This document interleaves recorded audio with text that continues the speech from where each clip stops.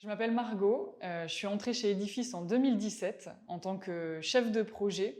Pendant 4 ans, j'ai accompagné des collectivités, donc des villes, des départements et des régions dans la mise en place de leurs projets numériques et éducatifs. Et en 2021, j'ai évolué au poste de responsable des partenariats dans l'équipe communication.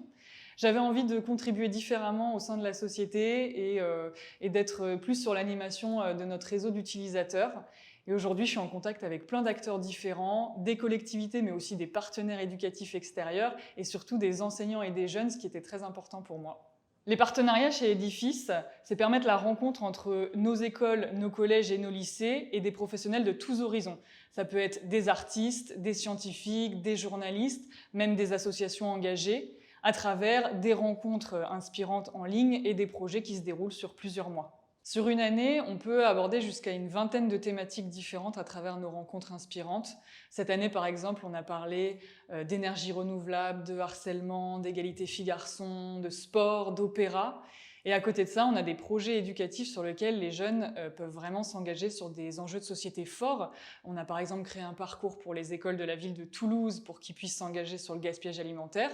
Et on a aussi accompagné des lycéens des Hauts-de-France, par exemple, qui font face au tabou des règles en enregistrant un podcast où ils expliquent les menstruations aux lycéens de toute la région. Et tous ces projets, c'est vraiment la preuve que le numérique peut être vecteur de collaboration à toutes les échelles. Ce qui est génial à travers toutes ces rencontres, c'est qu'en fait, en tant qu'organisateur, on en apprend autant que les élèves. À chaque fois, on se plonge dans des sujets qui sont passionnants et importants.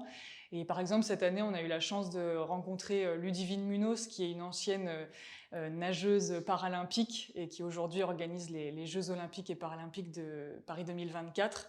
Et non seulement j'ai appris plein de choses sur les Jeux paralympiques que je connaissais pas du tout, mais en plus, j'ai pris une vraie claque avec une belle leçon de vie. Ce qui est motivant, c'est l'impact positif qu'on a sur tous ces jeunes. À chaque rencontre, à chaque projet, on touche des centaines de classes, des milliers d'élèves qui accèdent à cette ouverture sur le monde, quelle que soit leur situation géographique. Et tous ces jeunes grandissent dans un monde qui est de plus en plus complexe. Et à travers nos actions, on essaye de leur donner des clés de compréhension et des moyens d'agir.